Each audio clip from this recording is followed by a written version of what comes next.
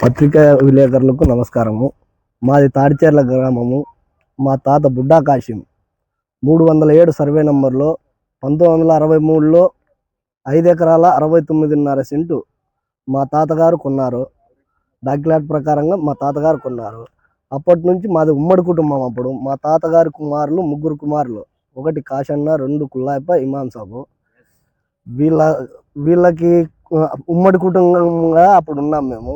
ఏమైంది అంటే వాళ్ళు మా నాన్నగారులు 3 కలిసి 1982లో 3 ఎకరాల 10 సెంట్లు అమ్మడం జరిగింది. మిగతా భూమి ఉండేదంతా అప్పటి వరకు మేము అన్నేళ్ళ నుంచి కలిసే ఉన్నాం. ఈ మధ్య కాలంలో 2008 నుంచి మా పెద్దనాన్నగారులు, మా నాన్నగారులు 3 చనిపోయినారు. చనిపోయిన తర్వాత ఏమైంది అంటే ఈ కాశన్న కొడుకు, మా పెద్దనాన్న కొడుకు ఏమైందంటే అక్రమ రిజిస్ట్రేషన్ చేయించుకున్నాడు. మా నాన్నగారులు బతుకున్న నాళ్ళు ఈ భూమి మీద అందరూ హక్కుదారులు, అందరూ చేసుకున్నాం, తిన్నాము. దాని తర్వాత మా నాన్నగారు చనిపోతేనే మీకు ఏం చేతనవుతుందో చేసుకోండి, మేము పోయి అడగడం జరిగింది. అక్రమంగా రిజిస్ట్రేషన్ చేసుకున్నాడు ఆయన, దొంగ రిజిస్ట్రేషన్. అది చేసుకున్నాడు. 2 ఎకరాల 59.5 సెంటు చేయించుకోవడం కాదని మళ్ళీ ఈ 35 సెంట్లు ఏరియా అతనికి రామ్ గోపాల్ అనే అతనికి అక్రమంగా రిజిస్ట్రేషన్ చేయించాడు. దానికి ఎటువంటి ఉన్నాయి సార్, అక్రమంగా రిజిస్ట్రేషన్ చేసుకోవడం జరిగింది. దీని తర్వాత మేము పోయి అడగడంతో మీకు ఏం చేతనవుతుందో చేసుకోండి అనే రకంగా మమ్మల్ని బెదిరిస్తుంది. మా తాతగారి పేరు మీద ఉండేది కాశన్న. మా పెద్ద కుమారుడు అయితే మా కాశన్న అని. మా నాన్నగారులు మైనర్లు. అప్పటికి 1963 సంవత్సరంలో మా తాత మేజరు, మా నాన్నగారులు మైనర్లు అయితే పెద్ద కుమారుడు అని మా తాతగారి పేరుని పెట్టారు.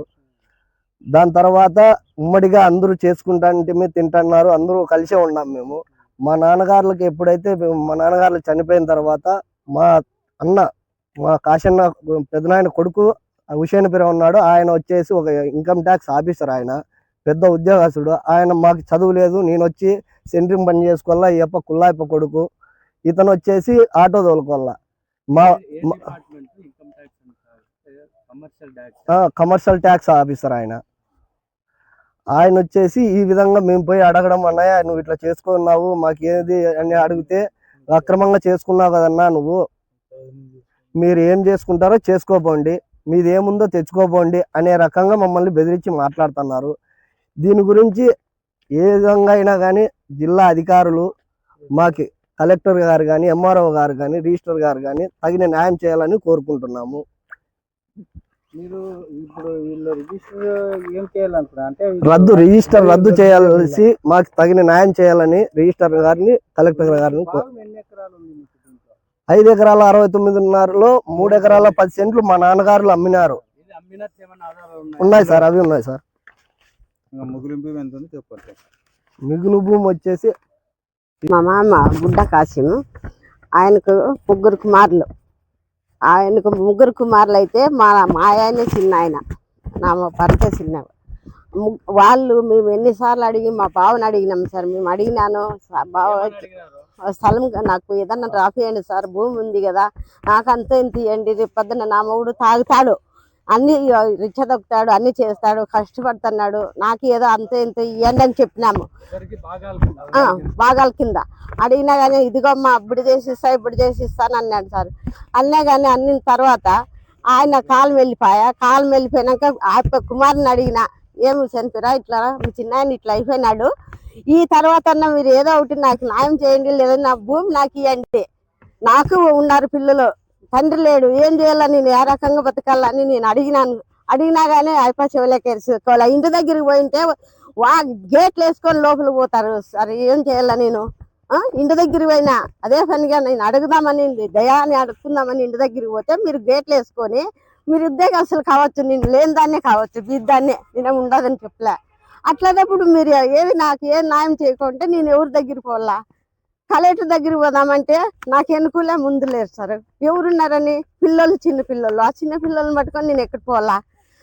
ఇప్పుడు బుద్ధి వచ్చింది కాబట్టి నా కొడుకు ఇట్లా నాయన ఇట్లా ఉండే, మేము నాయనలది భూమి అని చెప్పింటే పోరాడుతున్నారు. ఇప్పుడు మళ్ళీ మొన్నగాని పోయిన తర్వాత ఇప్పుడు వాక్యాన్లు వేసుకొని లోపల ఉంటే, నువ్వు ఉద్యోగస్తుడనే కదా నువ్వు లోపల ఉండేది, మాకు కనీసం ఏదన్నా న్యాయం చేయాలి కదా. నాదని నువ్వేం చేయించుకున్నావు? మీ నాయన వాళ్ళు ఉన్నారా? మేము అడగలేదు. సంతకాలు చేసినారమ్మా? లేదు సార్, చేయలేదు. సంతకాలు చేసుకున్నట్లనే వాళ్ళు రిజిస్టర్ చేసుకున్నారు. మీకు ఇంటిమేషన్ ఇలా అమ్మలేదు? ఇయలేదు. అప్పటికి కానీ ఇయలేదు. వాళ్ళు మా ఆయన ఉన్నప్పుడు కానీ ఇయలేదు. ఎప్పుడూ లేదు. అట్లాదప్పుడు మాకే అడిగేది కానీ కట్టుకుందని నేను అడిగినా కానీ వాళ్ళు పట్టించుకోలే. ఇదేమంటే కొట్టడానికి కానీ వచ్చేది అట్లున్నారు వాళ్ళు. ఈ సమస్య మీరు ఎన్ని నుంచి చేస్తున్నారు? 3వ సంవత్సరం అవుతుంది. అడుగుతానే ఉంటాం. చేయండి నాకు పిల్లలు ఉన్నారు కానీ పోయినా ఇంటి దగ్గర పోయింటే గేట్లు వేసుకొని లోపల ఉన్నారు. ఆయన ఎవరు కమ్మినాడమ్మా? అది రామ్ గోపాల్ రామ్ గోపాల్ చిన్న నరసింహులు అనే 3 ఎకరాల 10 సెంట్లు అమ్మడం పోగా మిగతా భూమి ఉంది. దాంట్లో భాగాలు అడుగుతుంటే మనము ఆస్తి ఉంది కదా, మాకు న్యాయం చేయాలని అడుగుతున్నాము. ఆ న్యాయం చేసేదానికి మేము కలెక్టర్ దగ్గర పోదామా లేకుంటే ఎంఆర్ఓ దగ్గర పోదామా అన్నా కానీ ఎవరు మాకు వెనక వచ్చేవాళ్ళే ముందు వచ్చేవాళ్ళే. ఎవరిని అడిగేది మేము పోయి? ఇది వచ్చి మొన్న కానీ లాస్ట్ మా అక్కకి అడిగినా నేను, అక్క నాది పరిస్థితి 35 సెంట్లు ఇది స్థలం భూమి వాళ్ళమ్మని మధ్య అంటే మా తోడుకోవాలని మాకు న్యాయం చేయండి.